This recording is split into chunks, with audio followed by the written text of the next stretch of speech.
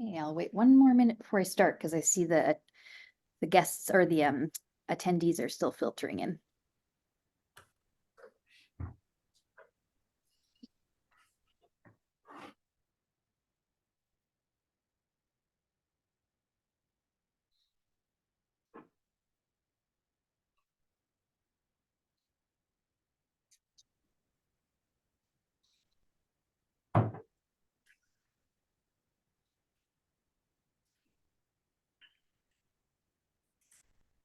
Okay, it's 11:30, so I think we'll get started and more people will continue to filter in. I see there's 18 people watching though. So this is a great turnout for a Monday morning. I've got a bit of an introduction and then we'll move into our presentation. So welcome everyone to the Last Drop Water Speaker Series. If you have an interest in water sustainability issues, this speaker series is for you. The Last Drop Speaker Series is brought to you by the University of Manitoba's Sustainable Development Goal 6 Working Group. In 2018, the University of Manitoba was named the United Nations Academic Impact Hub, or the UNAI Hub, for Sustainable Development Goal 6 on clean water and sanitation. We're the only academic institution who holds a UNAI designation in North America. The SDG working group at the UM brings together established and emerging leaders who have a shared interest in freshwater sustainability and who work collaboratively with local, national, and global partners to address issues related to water. Members include researchers from the Clayton H. Riddell Faculty of Environment, Earth and Resources, Faculty of Agricultural and Food Sciences, Faculty of Arts, the Price Faculty of Engineering, the Faculty of Architecture, and the Faculty of Science, as well as collaborators at the Center for the Advancement of Teaching and Learning, the Center for Human Rights Research, and the Center for Earth Observation Science, as well as the Office of Sustainability. So as we add more collaborators, the list gets longer. This group, our expertise spans multiple disciplines, including leading researchers from across the humanities, STEM, social sciences, and STEM fields. My name's Nicole Wilson. I'm an assistant professor and Canada Research Chair in Arctic Environmental Change and Governance at the Center for Earth Observation Science in the CHR Faculty of Environment, Earth and Resources. I co-chair the UNAI group with Claire Herbert, who's also online now. In this virtual format, we're all coming from different locations. So I want to acknowledge that I am a person of settler origin and I'm located in Winnipeg, Manitoba within Treaty 1 and on the original lands of the Anishinaabe, Cree, Oji-Cree, Dakota, and Dene peoples, and on the homeland of the Red River Métis Nation. In the theme of today's panel, I also want to acknowledge that my drinking water comes from Shoal Lake through the Winnipeg Aqueduct, which was constructed in 1919 at the expense of Shoal Lake 40 First Nations water security. I invite you all to let us know in the chat what territory you're coming from, and that is if you're not in Winnipeg. And yeah, maybe let us know, where your drinking water comes from if you know. I wanted to make a special note today that next Friday, March 22nd, marks World Water Day. So this is an annual United Nations Observance Day that highlights the importance of fresh water. The day is used to kind of advocate for sustainable management of fresh water, which is kind of something all of us at the UNI group, and I think many of you online today are committed to. So I just wanted to acknowledge that. Today, we have the final talk in the Last Drop series for 2023-2024 by Stewart Hill and Melanie O'Gorman. So before we begin, I'll just mention some logistics. We have enabled the closed captioning function, so please feel free to turn that on as needed.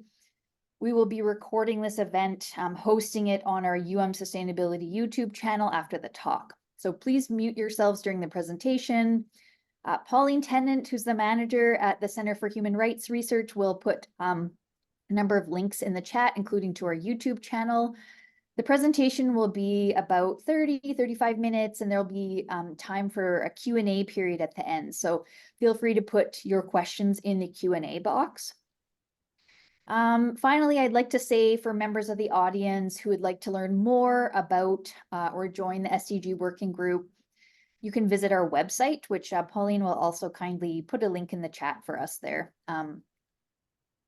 So let's begin. I'd like to introduce Stewart Hill and Melanie O'Gorman, who will be presenting on First Nations water and sanitation infrastructure, the links between financing, health, and governance. So Dr. Stewart Hill received a doctorate at the Natural Resources Institute of the University of Manitoba in 2021, a Doctor of Philosophy degree in Natural Resources and Environmental Management, including as well as a master's degree in natural resources management from the same institution, and a Bachelor of Science from environmental science from Brandon University. He currently works as a senior research and policy analyst at Manitoba Keewatinowi Okimakanak, MKO, the Manitoba Northern Chiefs organization. So Dr. Hill is from God's Lake First Nation and was born and raised in northern Manitoba at God's Lake and speaks his Cree language fluently. His PhD thesis researched and asserted Indigenous governance over land and water in the traditional territory of his home community of God's Lake First Nation. And this assertion has implications for all First Nations using Indigenous methodologies. Dr. Hill has over 30 years of experience providing research, writing, technical and analytical services for First Nations, government, academia, and non-governmental organizations in the field of natural resources, environmental, and lands management. Co-presenting is also Dr. Melanie O'Gorman, who is a professor in the Department of Economics at the University of Winnipeg. She received her PhD in economics from the University of Toronto, her master's degree in economics from Queen's University, and her bachelor's degree in collaborative international development studies from the University of Guelph. Her two main research areas are development economics and macroeconomics. In addition to her main research project on the health impacts of inadequate water and sanitation in Manitoba First Nations, she's currently working on a project investigating the determinants of high school graduation and achievement in Inuit Nunangat. And another project on how differing educational policies in emerging market economies influence wage premia for university education. She has served as the graduate program chair for the Masters of Arts in Applied Economics at the University of Winnipeg for over 10 years. So without further ado, I would like to invite our speakers to take it away. I'm very much looking forward to your talk. Thanks. Thank you so much, Nicole, and everyone that's here. We're really happy to be presenting in this speaker series. So I'm going to start us off, and then Stewart will take over, and then I'll come back. So we actually prepared a land acknowledgement focused on water. So I'm going to quickly give that. We acknowledge that we are giving this presentation on ancestral lands on Treaty 1 territory. These lands are the heartland of the Métis people. We acknowledge that water in Winnipeg is sourced from Shoal Lake 40 First Nation, and we acknowledge that the waters of Treaty 5 territory are used to power hydroelectricity in Winnipeg. So our presentation will proceed as follows. First, Stewart will speak about water rights and Indigenous governance. He'll then use the medicine wheel as a framework for thinking about water governance in his home community of God's Lake First Nation. And he'll end by talking about community water systems and fiduciary responsibility. I will then talk about spending on water and sanitation by the federal government. Then I'll talk about Canadian attitudes towards all types of infrastructure spending. And then I'll present research on the empirical link between health and drinking water, and then we'll conclude. So I will pass it over to Stewart now.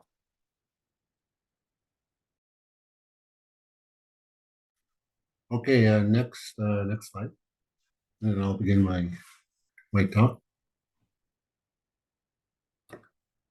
Okay, so my part of the presentation is drawn heavily from my thesis.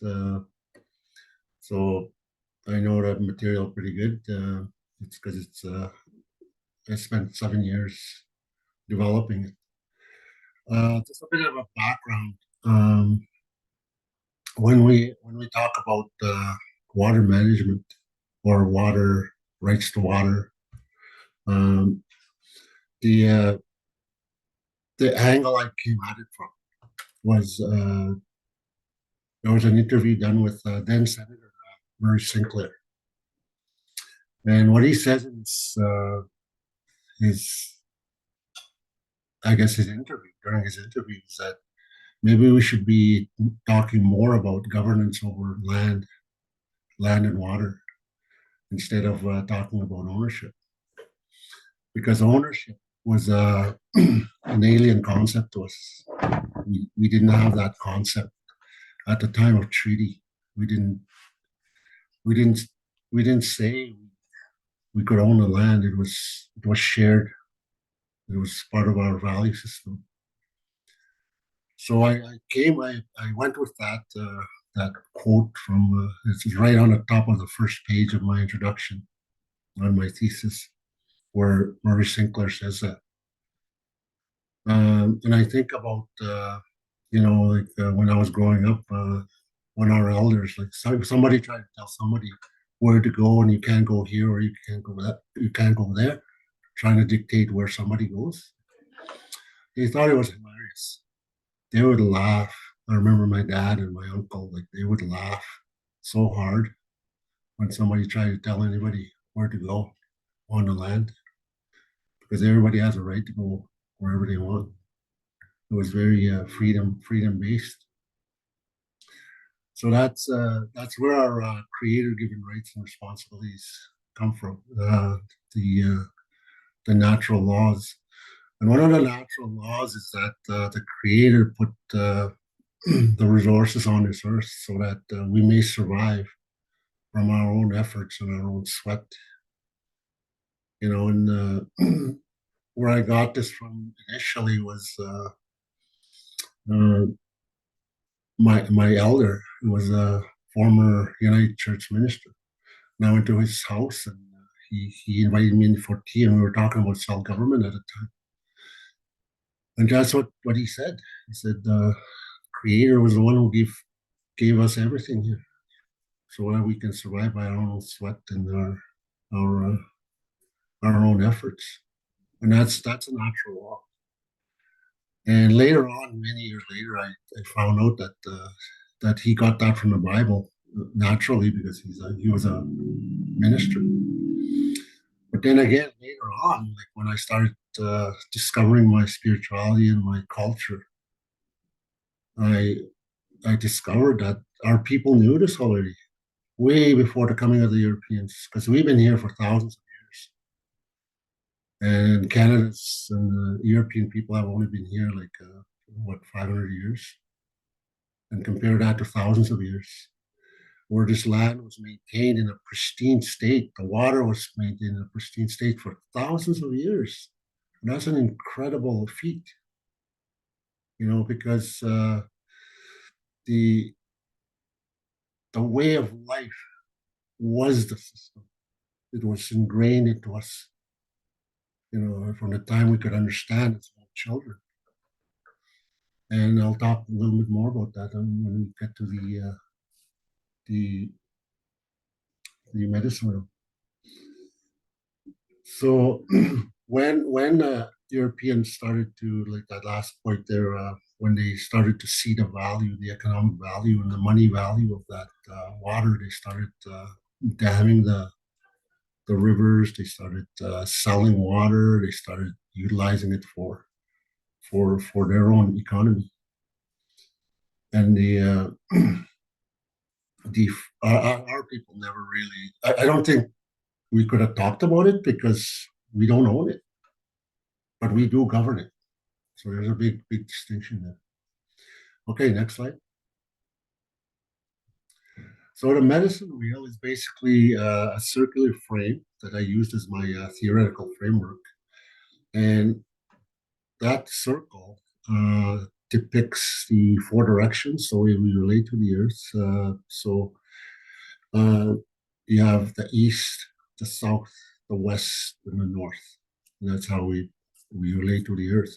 And in the center of that circle is the creator. And then you have a relationship with our creator as we travel that circle. To the east is represented by the spirit, in our babyhood. Like as we come into this world, we as babies we possess a spirit, and that's the spiritual quadrant. And then the one to the south is the physical quadrant, because as we grow from babyhood to childhood, we do a lot of physical growth. So that's the physical aspect of the earth. And then moving to the west, as we become adults, we start to learn how to, I guess, manage our emotions. So we are able to, function more effectively as adults in the complexity of our emotions. And then as we move from adulthood to elderhood, we gain wisdom having traveled that circle of life. And that's the mental quadrant. And that's where you have wisdom about relationships and how human systems work in relation to the earth and the natural world. So so at the time, when I was growing up, running water was, it was mainly at the school, the nursery station, and the non-Indigenous people, the non-Native people, the non-Cree people, they all had running water. Whereas us, in my boyhood, we never had running water. We had to haul on water from the lake. So that was one of the first earliest learnings, is to work hard. When I was probably about 6 years old, I started using ice cream pails. And then I graduated to metal pails, maybe two and a half gallons, maybe. And then you graduate to the 5-gallon pails, and those are heavy. I was thinking about that a little more detail. You develop tricks as you carry that water. You can change the position of your hands. You face them forward, face them sideways, face them, and then just keep going back and forth. Or you swing that pail. So so you can make it up all the way up, or just put it down. So I remember doing that. In the winter, it was pretty hard. We had to chop a hole in the ice. And then in the spring, because of the runoff, we had to go way further out in the lake to chop that hole, so the contamination from that runoff doesn't get into your drinking water. Yeah, and it was very laborious. Okay, next slide. So that work ethic, it's not like today. Like it's so easy today. Like you have your running water, all you have to do is turn a tap. It's and I think sometimes that of our children, they don't learn this work ethic, how to be mentally tough, how to be basically hardworking. That it requires to build your character. And it was something that it was just part of life back then. But at the same time, you feel a sense of injustice. Seeing the rest of Canada have running water. You see your nursing station, your school, your teachers, they all have running water. But you don't have running water. Now, why is that? And then, of course, I asked that question. I wondered about that in my young days. I said, does everybody? Why do these people have running water and we don't? So I think that speaks to the right to water. Like, and when I did my thesis, like when I was writing my thesis, that I always came back to that question, why? From the introduction, I asked why. And when I did my literature review, I found that there's literature, decades and covering decades and decades of the history of Canada about water. But no mention, hardly any mention of Indigenous people. Again, I asked why. Why were we not considered? In the 40s, 50s, 60s, 70s, why were we excluded? Aren't we part of this country? Aren't we part of this world? We asked, I kept that, I always came back to that question. Why? Why? And that's that injustice that exists right to this day. Right now, Indian Affairs is going through a modernization process, and there's a lot of stories coming out. Indian Affairs doesn't allow us. Indian Affairs doesn't allow us to do this or that in terms of trying to get economic development from their projects. And you can see our community. It's a small community, probably about 1,500 people. You can see it on the map there. But only about, I think it was 75% is on cisterns, and about 65% on cisterns, 10% on buckets, containers, and only about 25% is on running water. Again, why? Why is that? It's there's a good point that's made by Jagmeet Singh. I think it was in one of the elections. He said, "Would you be asking that question? Like they're saying, are you going to hit a blank check to First Nations? Why would you be asking that question if it was Vancouver or Edmonton or Montreal or Toronto or Winnipeg? Would you be asking that question? No, you wouldn't. Then why did you ask that question when it has to deal with First Nations? We signed treaties to share those lands with you. We signed treaties to share those waters with you. We didn't give it up.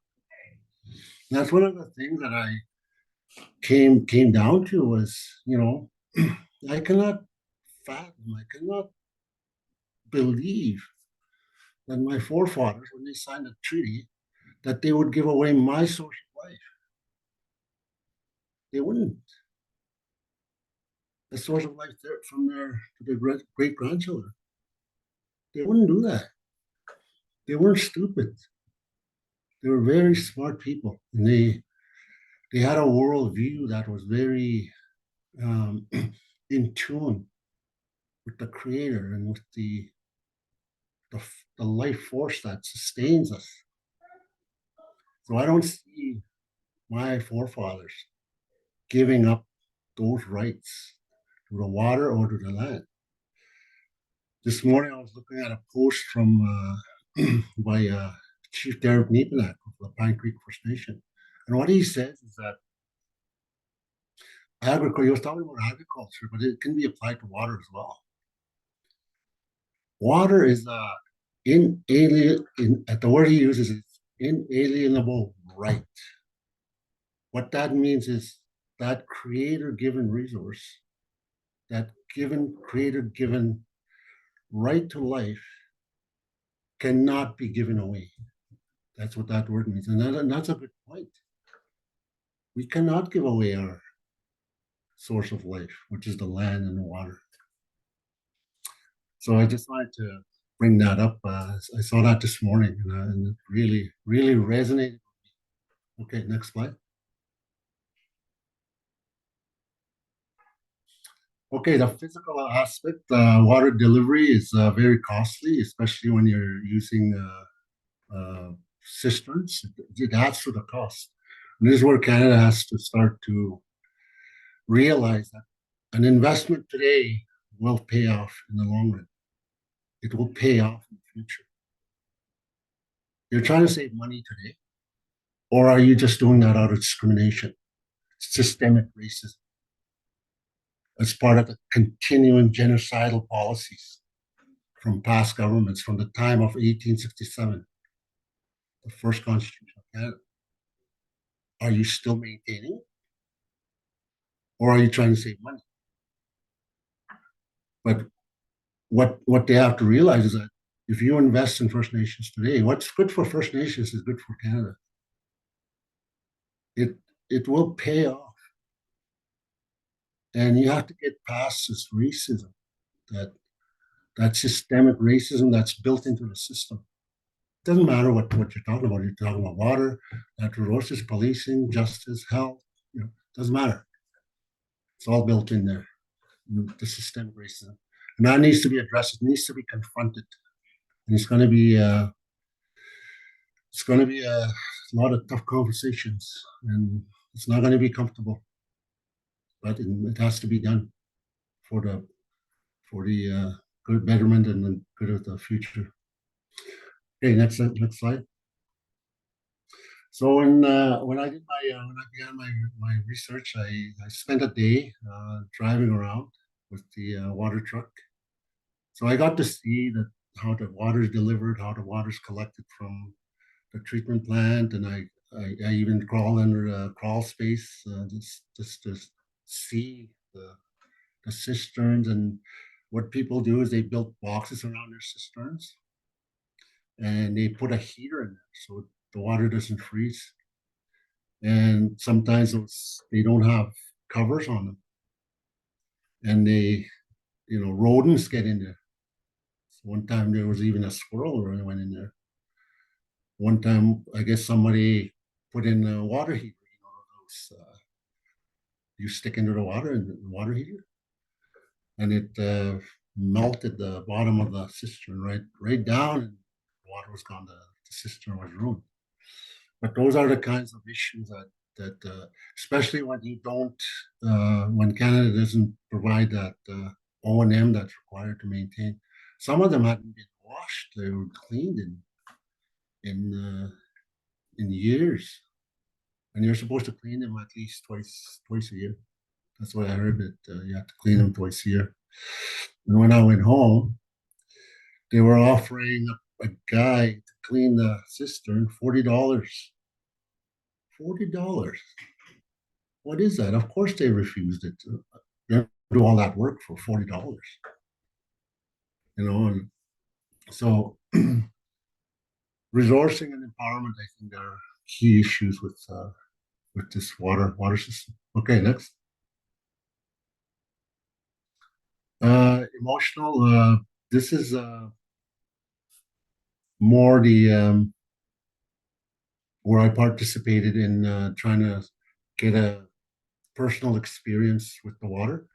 So I went on this canoe quest in 2017, and what I noticed was that the water systems, even though I was only a certain distance away in my lifetime, like I noticed the rivers are all connected. They're all interconnected. And basically it flows, those rivers flow right through the water. And the conclusion I came up with was that water is a life force that it sustains the land, it sustains the fish, it sustains everything, really. And then it challenges you from all aspects, like spiritually. You notice that the water and the land have a healing effect. So even if you have a tough day, by the evening, you're okay. Because you're on the water.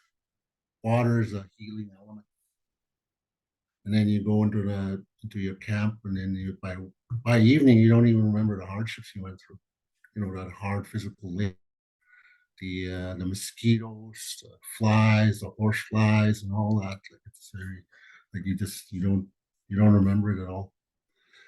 And then of course there's the physicals, obviously. You work hard. And then of course there's emotional, where team members or brigade members get frustrated with each other. I saw a lot of arguments and quarrels, because they know each other really well. So but in the end of the day, they were okay, and that's that healing effect from. And of course, you have to think as well. Like you have to be mentally tough to be out there. You can't. There's quitting is not an option out there.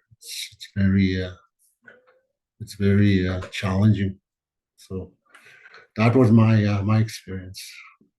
And of course, like I was able to draw on my experience and my who I am as an Indian person. Okay, next. Mental Indigenous learning and existence within the colonial government. This is where you have to really examine like what is the basis of the relationship between Indigenous people and the colonial settlers that came over. Again, that relationship is only it could be you can use probably maybe 500 years, but from the time Canada became a country, it was in 1867 where they made us wards of the state. So you have to look at that relationship in terms of the existing laws. What did we agree to? 1867 Constitution Act. Like, we didn't agree to that. 1876 Indian Act. We didn't agree to that. 1930 Natural Resource Transfer Act. We didn't agree to that. So there's all this paternalistic things that have been done to put us in the position we are now, where we are dependents. That is so contrary to the natural law that the Creator put resources on this earth. So in order for us to be able to survive and develop and thrive from our own sweat and our own effort, and that like people talk about their taxation money. Well, where does that taxation money come from? That you think sustains Indigenous people. It comes from the land. It doesn't come from Europe. I know that. It comes from the land. This land that we're sitting on, that we're on right now. That's where the resources come from. And who agreed to share those resources with you? We did. So basically, we're paying for your jobs, your resources, your institutions, but there's just systemic racism that keeps us on the outside looking in. And that's something that has to change. If we're serious about that land acknowledgement, if we're serious about reconciliation, we have to do something about the system. And something tells me we have to break that. Section 9124 of the 1867 Constitution Act. That has to be broken. You cannot make yourself responsible for our development when you didn't even talk to us about it. Our people.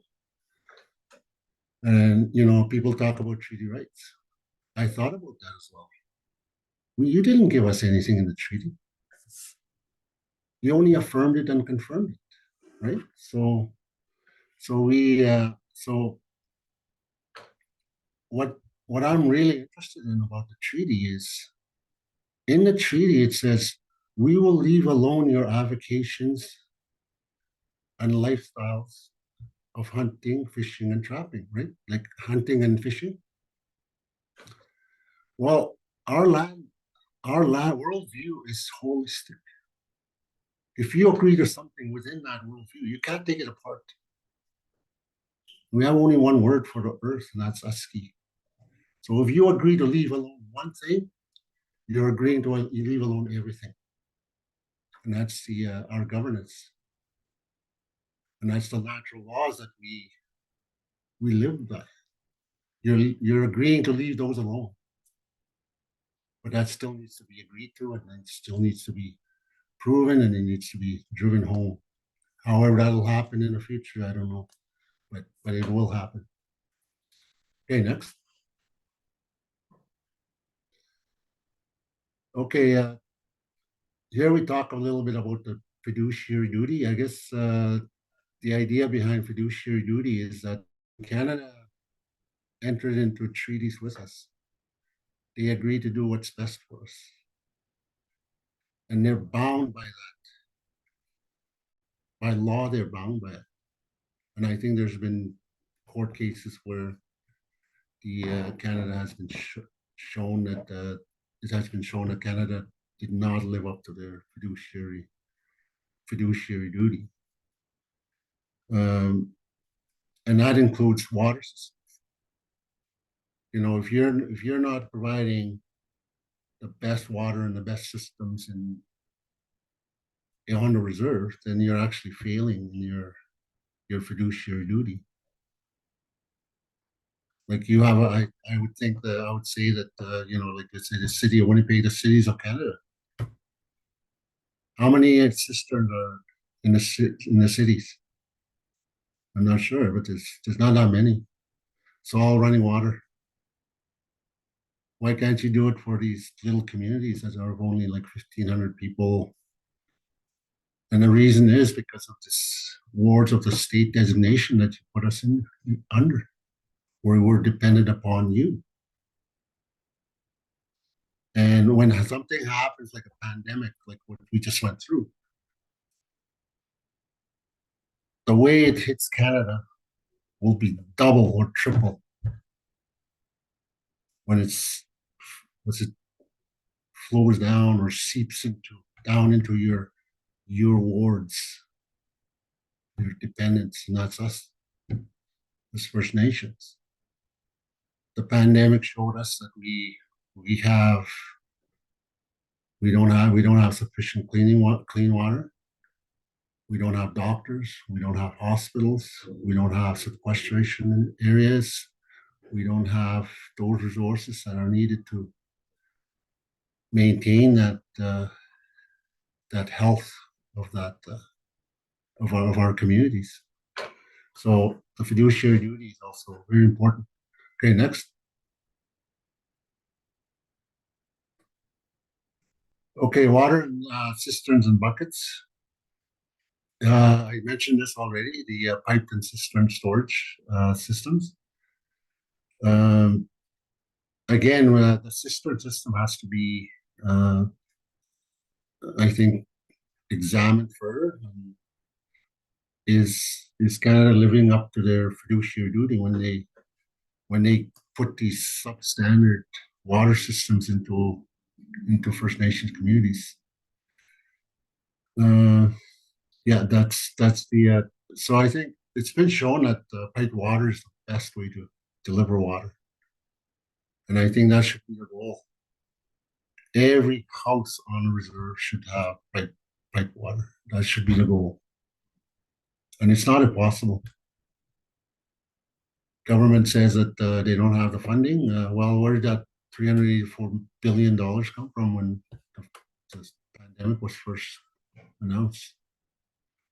So it's just a matter of priority. Okay, next slide.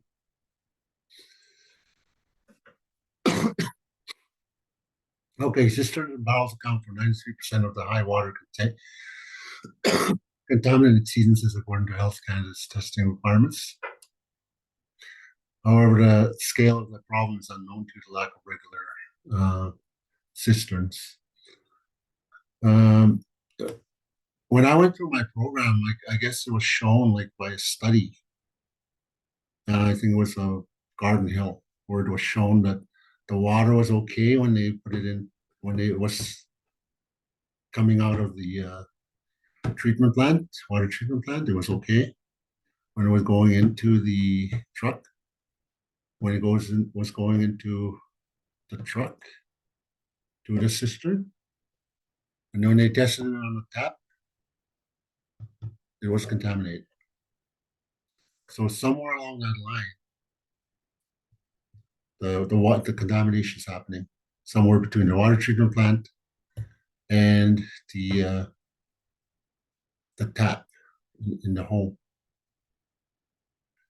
And again, that brings up the issue of, you know, we need that pipe water instead of these water delivery systems. And the other problem that we had was, what I heard about was the when you present those kind of studies from, let's say, an academic study, and you present it to the government, to Health Canada, they don't accept it. And why again that question? Why? Like it's a formal study by an academic institution. Why won't Health Canada accept it? Is it because it pertains to First Nations? Probably. Highly possible. Okay, next. Okay, so this is where my colleague Melanie will take over. So take it away, Melanie. Okay, thanks, Stewart. I might skip over a few slides just to give us a chance for discussion. I wanted to note that the research that I'm presenting actually stems from work that came out of something called the Water Rights Research Consortium, which was organized starting in 2011 by the Center for Human Rights Research. So I won't go into the details, but I am grateful for the work that the Center for Human Rights Research still does on this issue. When you think of water and sanitation infrastructure, a lot of us think about the costs. So right away, economics comes to mind because these systems, as Stewart alluded to, are costly. Negan Burnside, everyone here is aware of the study that this engineering firm did in around 2010, all across Canada. And the main conclusion was that at that time in 2011, it would cost about $4.7 billion to bring water systems on reserve up to code, or to no longer have high health risks at that time. So then the question is, has that funding been provided? Stewart referenced the fiduciary duty, the fact that water and sanitation is a basic human right. So then my next question is, how much has been spent on water and sanitation since that time? So I show that here. This is actual spending by the federal government on water and wastewater since 2006. It's really clear that the funding has been erratic since then, but I want you to take note of the y-axis. So this is in billions of dollars. So the first part of this graph, the Harper government was in power and funding was extremely low at the very beginning. And then towards the end of the Harper government tenure, it started to increase.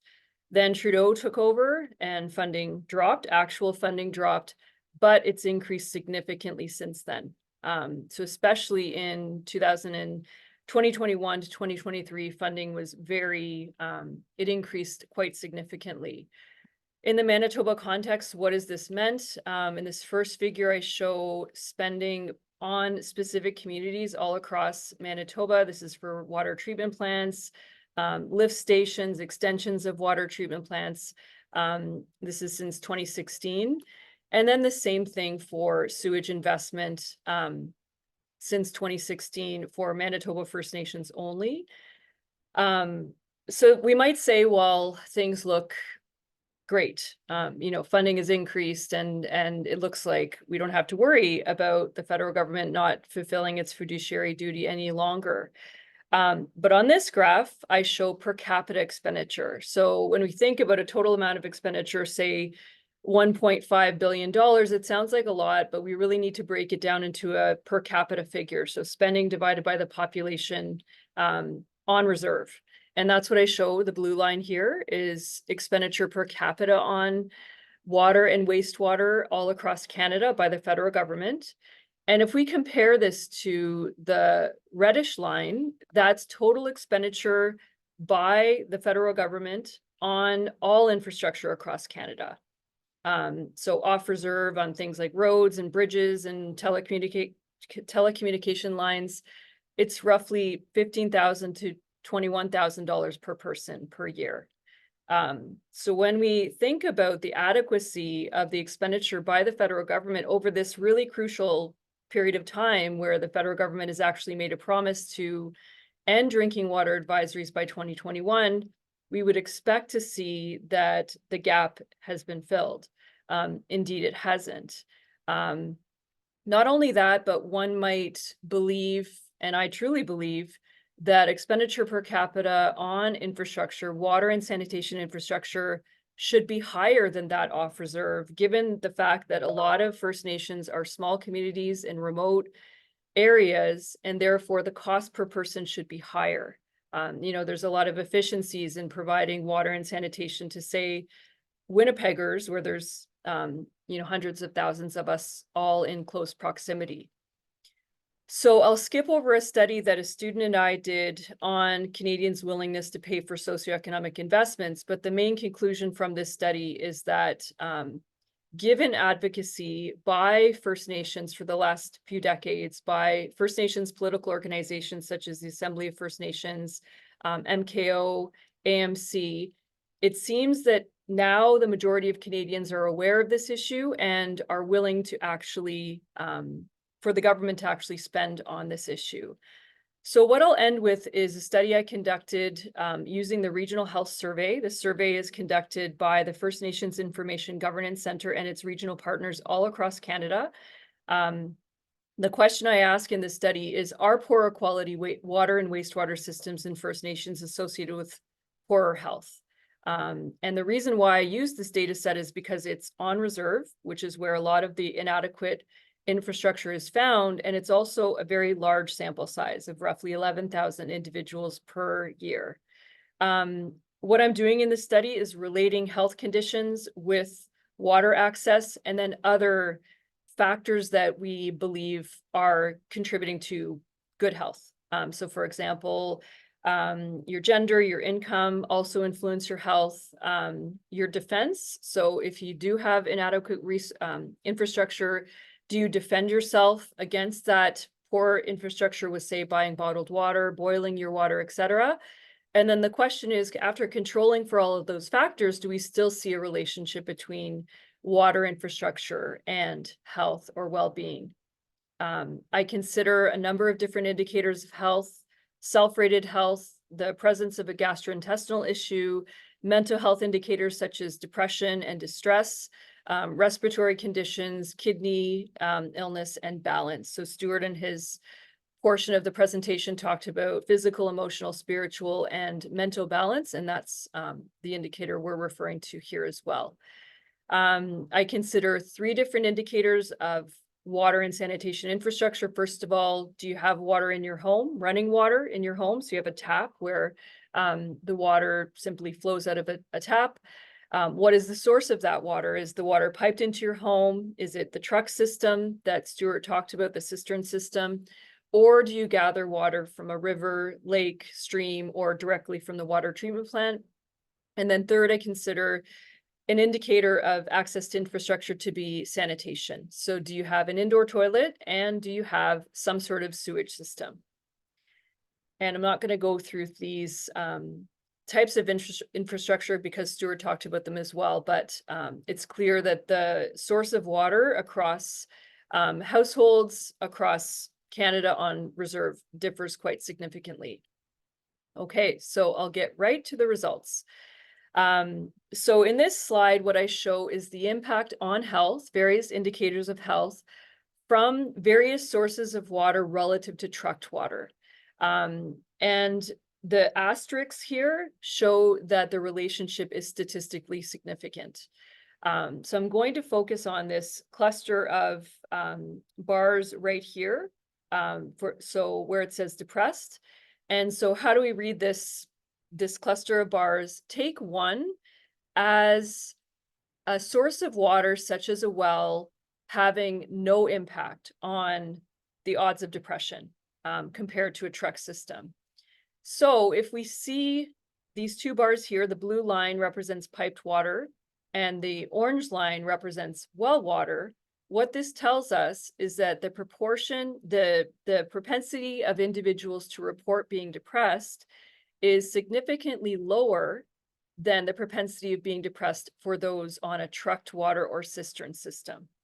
Okay, so well water and piped water are significantly less likely to lead to depression for those individuals. This was for 2015 and 2016. So that's insightful. What is surprising about this figure that I'm showing is that a lot of the physical health conditions mentioned here, having a kidney issue, a gastrointestinal issue, are actually not statistically significantly related to the source of drinking water. How about running water? Having running water in one's home, again, if we just focus on the asterisks, having running water in one's home is associated with a reduction in reporting a gastrointestinal issue and the probability that you will report being depressed. So that is, and it's quite a large effect as well. So for example, your likelihood of reporting depression if you have running water in your home is about 80% lower than that without running water. And then finally, for those that have sanitation, again, focusing just on the variables where there are asterisks, which represent statistical significance, you're less likely to report an intestinal issue if you have sanitation in your home, you're less likely to report depression, and you're less likely to report that you have a kidney issue. So I'm going to turn it back to Stewart just to conclude, and then I think we'll have some time for questions. Okay, so on water governance, as I mentioned in my talk, that it is a creator given right that we have governance rights over our lands and water. There is no significant evidence except treaties that says that we don't have that Aboriginal rights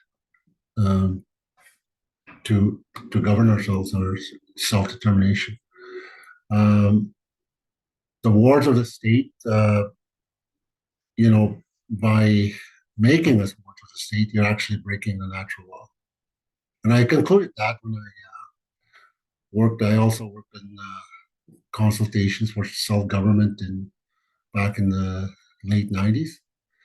And this is one of the conclusions that I drew, is that Canada and the British Crown have broken natural law.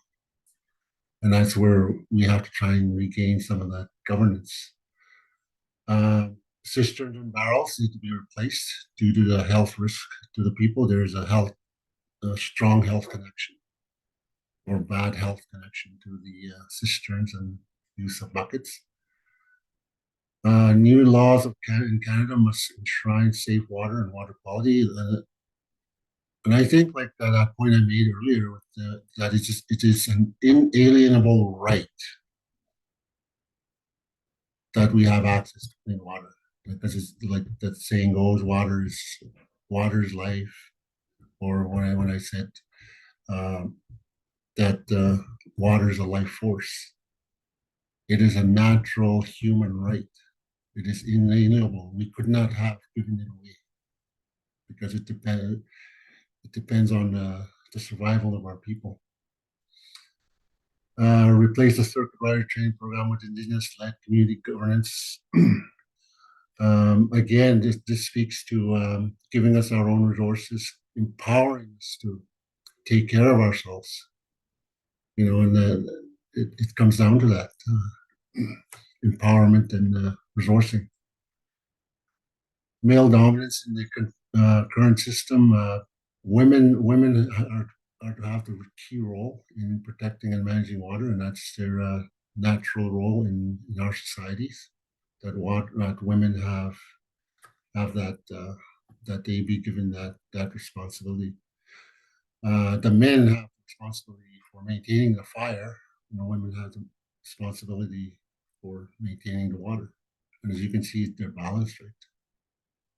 Water and fire. Water needs to be under the health portfolio to kind of bring it into the governance of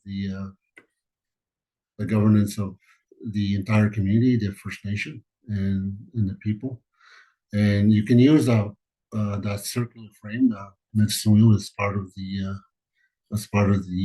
I guess, the analysis that needs to happen. And in my thesis, I present a circular wheel that, if you have the proper empowerment, if you have the proper resourcing, we can sustain ourselves. We can be self-sufficient in how we maintain our communities, and then just entering into partnerships and building bridges instead of having that mentality of having everything done for us from the outside in. Outside in does not work. Inside out will work, because we're the ones that are going to be driving it as community people, as Innu people. The spiritual understanding that water is life and the sacred nature of water needs to be the key central guiding principles for that system. And I stated that, I think, several times over the course of my comments. But it needs to be part of our existence. So I'll conclude there, and then we'll move into discussion, I guess. I'll turn it back.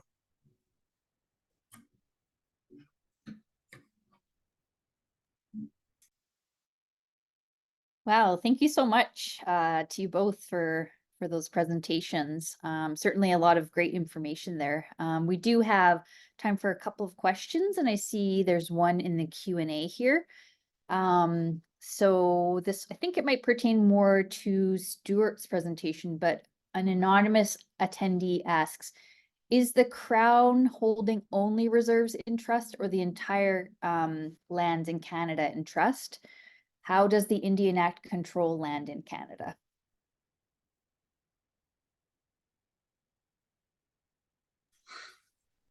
Okay, I could probably answer that from the perspective of the First Nations Crown relationship, and it has a very deep relationship right to the beginning of this country. In the Constitution, I mentioned Section 9124 of the 1867, where we were more made wards of the state, and then the way I see the Indian Act coming into being in 1876 was they needed a way to implement those that responsibility they gave themselves in terms.